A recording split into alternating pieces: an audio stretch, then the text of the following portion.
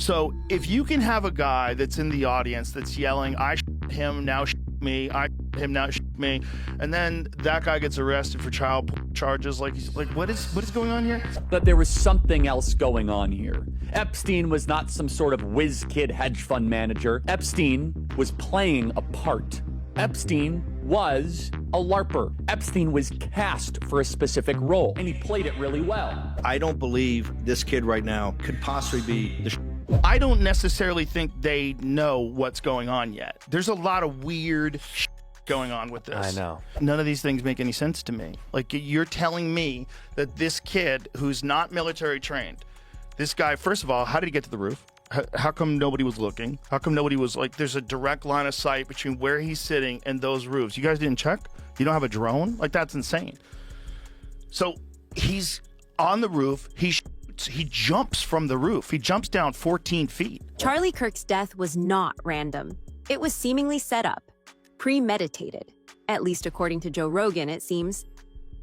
What began as a tragic story has turned into one of the most confusing and suspicious events of the year, and he is only adding to the voices that are questioning everything, including the actions of Charlie's widow. Nothing is a coincidence. Hold on to that thought. Did you know that Charlie Kirk's father, Robert W. Kirk, was actually the architect for Trump Towers? Also, did you know that Erica Lane Kirk won Miss Arizona USA in 2012? Don't forget, Donald Trump ran Miss America from 1996 until 2015. Seeing the correlation here? Now, not saying age difference is a big thing, but did you know Erica was 5 years Charlie Sr.? But this is where coincidences aren't coincidences. People, this was so arranged. And there's so much more to Erica Kirk. Kind of like how she was all into basketball, didn't want to be all girly, never liked to dress up, even cut all her hair off, and ended up being Miss USA. How does that happen? How do you go from sports to Miss USA? And then they meet at a Turning Point event in 2018, where she's interviewing for a job for Turning Point. It started when Rogan discussed the case during his podcast, saying the official story just didn't make sense. He pointed out strange details that had been ignored in mainstream coverage, like the photo of the alleged suspect, a 22-year-old man holding what looked like a scoped hunting rifle. Rogan said the weapon looked far too modern and clean for the situation described. I almost texted you when the Charlie Kirk thing happened because my antennas went up about, they showed the photo of that kid, or the guy that they have, the 22-year-old, Yeah. whatever. And I was almost going to be like, dude, you think he's got the capability to do that? Yeah, well, listen, there are people that look like that have the capability to do that. Pretty yes. accurate. Nope. No? Not hard. Not hard at Not all. hard. Let me dispel that. Okay. Okay. 200 yards from a prone position with a dead-on rifle. So if you have a dead-on rifle, so you set this rifle, you set your 0 to 200 yards, right? You know how far you're going to It is not hard at all. He a lot? You don't have to a lot. I could do it tomorrow. If you're no, but you are experienced. If it's someone that's never could they do it? 100%. Not Really? if they've never they wouldn't know where to look. They'd have a hard time acquiring the like when you look through a scope, like when the reticle is weird. Like it's sometimes Takes a minute. You got to know the distance that you have to be from it to really line it up in your sights. But you could get a guy like my friend Andy Stump, who was a sniper in the SEALs. You could get him, and he could show you how to do it in an afternoon, and then you could hit steel at 200 yards every time you pull the trigger. One day you could learn Yeah. that. Wow. Yeah. Not that hard. Because it feels insane to me. I'm like, that seems tough. It seems tough. We still haven't figured out whether or not the gun that Trump had a sight on it, because we weren't sure if it had a sight on it or if this guy was using iron sights. That was 140 yards. If you shot with iron sights, that's a lot harder, because iron sights is you're lining up. So you have these two things in the back and there's one thing at the front of the barrel, and you got to line those up perfectly, and that's how you stay accurate. That is a lot harder to do. It's like old have those, right? Sure. Yeah. Pistols. Yeah, Like pistols you got buy a them. Glock, Yeah. that's what it comes with. Right. But this kid had a rifle with a scope. Now here's where it gets weird. The first images of this rifle with a scope, I swear to God, it looks like he has a composite stock on it. Like it looks like a modern 30-06 rifle. So a 30-06, so that's the rifle. 30-06 is like, that looks like a very modern looking stock. I mean, it might not be. It might be just a bad resolution. It might be wood. It's hard to tell. But if you showed me that and you said, hey, this is my cousin's rifle, is this any good? I'd be like, looks like a standard bolt action rifle, looked like a sophisticated modern scope on it. Sure. Now, apparently, the narrative is that this is his grandfather's rifle from World War I and doesn't have a serial code. Okay. Interesting. Okay. Why? Wait. Then there was another man, an older one, who started yelling right after the claiming, I did it, before reportedly taking off his pants. First of all, there was that one guy who was the decoy. All right, so you got this guy who's an older guy who starts yelling out. Didn't he take his pants down? He took his pants down. This guy was at 9/11. He was at the Boston bombings. All the hits. He called in a fake bomb at another place. And then he did this at this thing. Right after, so somehow or another, this guy has the state of mind that the moment someone gets shot, he yells out and says, I did it, and takes his pants down or something like that. I don't know exactly what he did. Then, ready for this? He gets arrested for child right away. Right after this happened? Oh, right away. He's in jail for child. Why is that? Well, now you can't interview him. Right, right. Right, and because when the internet people start going, how are you at all these different things? Like, what are the odds? Like, if someone ran it through one of the ChatGPT perplexity things, like, what are the odds that this guy would be at all those different events and be involved? Like, 0. This is the guy? Yeah. I just like that the pants down part is just insane to me. It's like, why is your out, dude? I did it. Listen, I'm not saying this guy is an insane. He's clearly insane. Yeah. Or not. Or he's professionally insane. Right. For Rogan, these details didn't just seem odd. They looked like a very convenient series of events that allowed the perpetrators to cover their tracks. That's the other thing. They said that he took it apart and then put it back together again.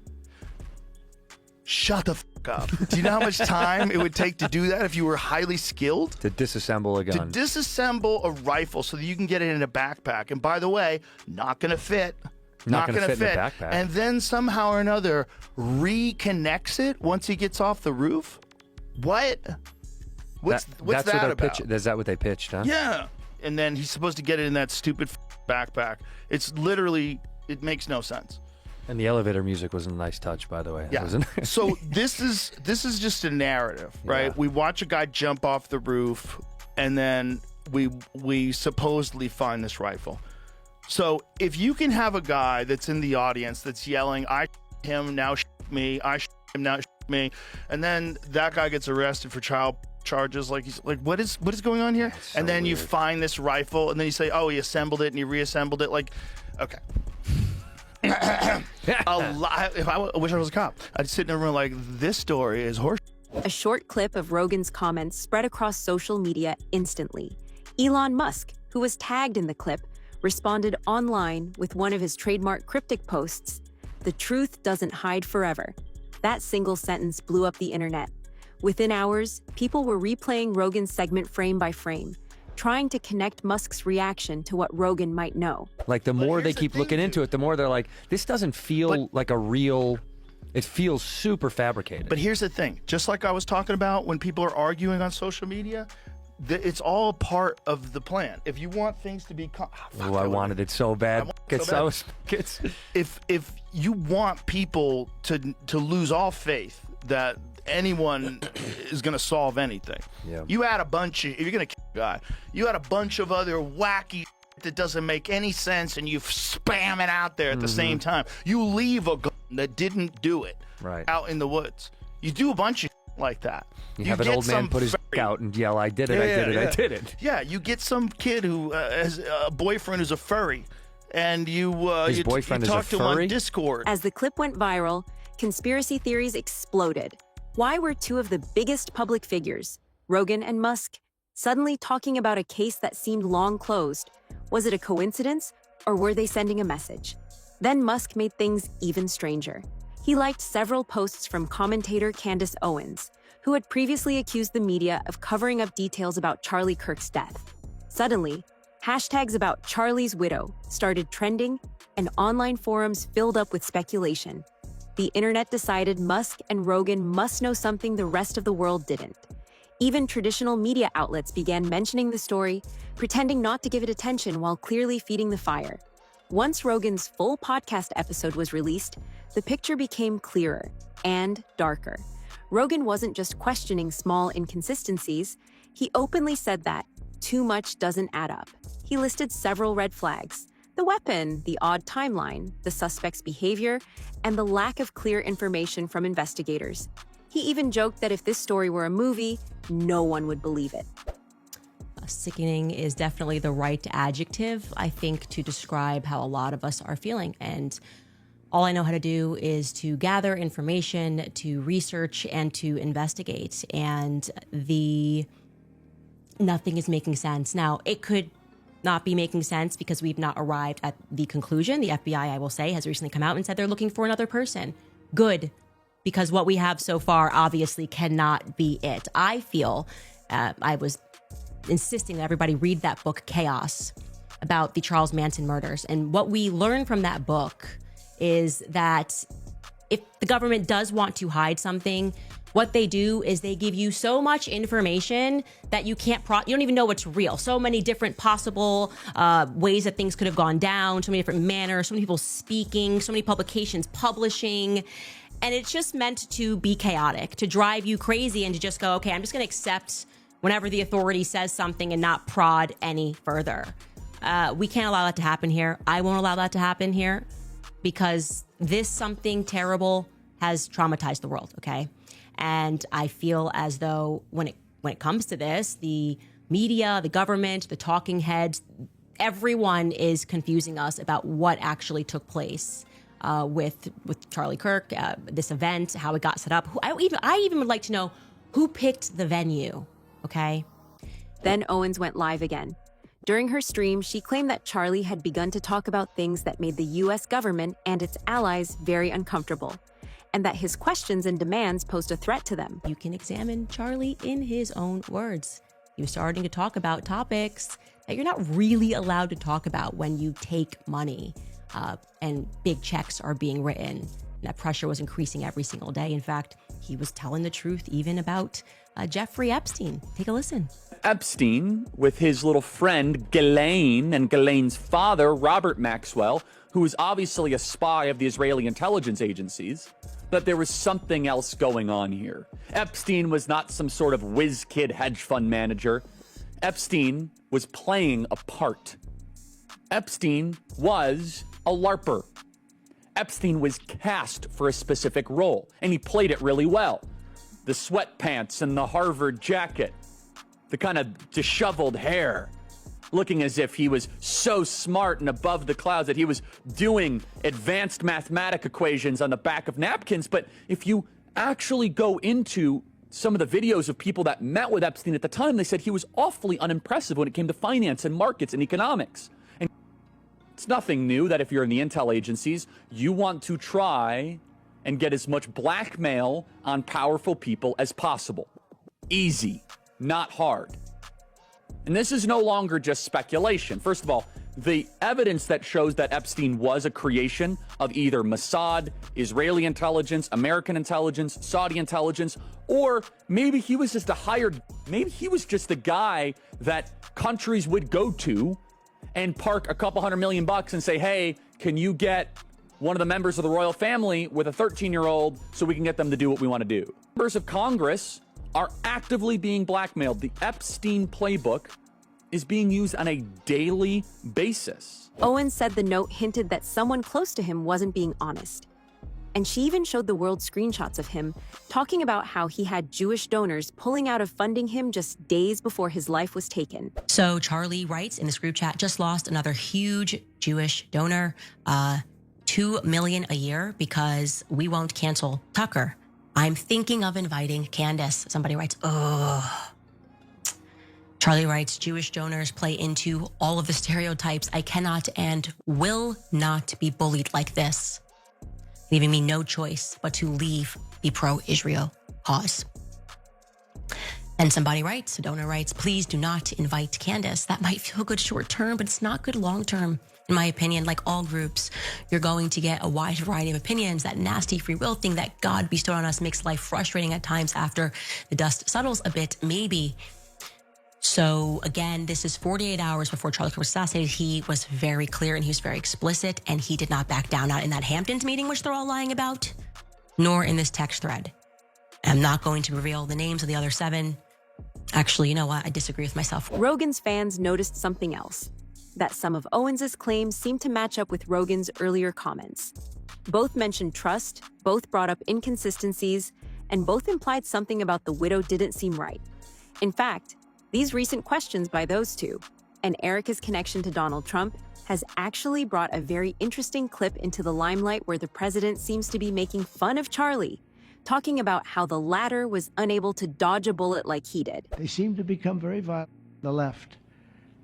They've rammed vehicles into federal law enforcement, fired sniper rifles at ICE agents, and me, you know. But I made a turn at a good time. I turned to the right. Charlie couldn't believe it, actually. He said, how the hell did you make that turn? I said, I don't know. And just as the online frenzy peaked, the Utah prosecutors released something new. A series of text messages allegedly sent by the suspected assassin, 22-year-old Tyler Robinson, to his romantic partner. That's when everything erupted again, after prosecutors in the U.S. state of Utah published alleged text exchanges between 22-year-old Tyler Robinson and his romantic partner. Countless social media users, including numerous prominent influencers, cast doubt on their authenticity. Some outright claimed that the texts, in which Robinson appears to confess to Kirk, had been fabricated by authorities. Many of the posts suggested that the language and tone of the exchanges did not match someone of Robinson's age, and the account of the shooting was too forthcoming and detailed to be believable. Around some of these exchanges, there's ellipses above, if you look really closely.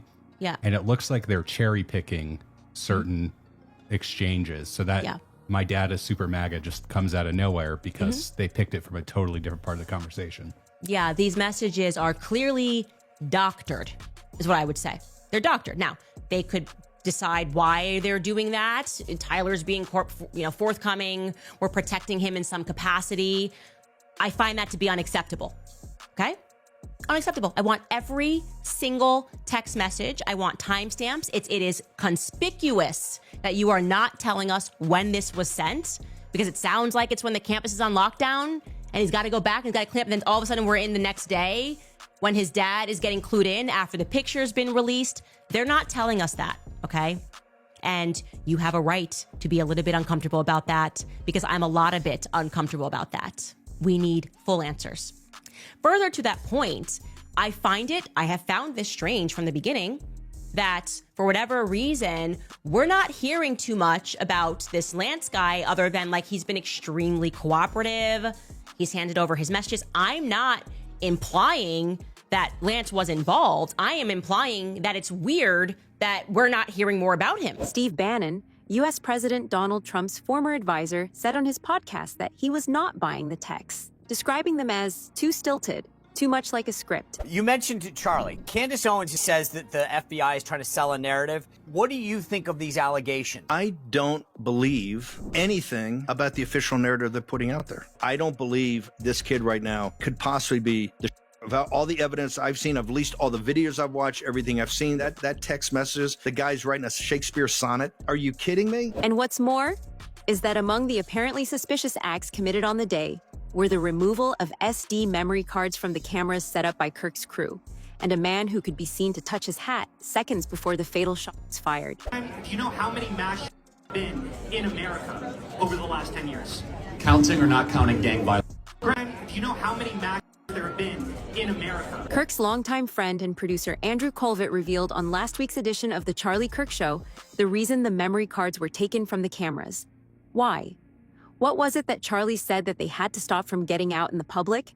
Candace Owens has a theory. No, it's not defensible to be dumb, and he was under an increasing amount of pressure, not just people telling him, oh, well, I'm upset with who you're inviting, but flat out telling him that he was not allowed to invite certain people to his events. They were threatening to pull out money.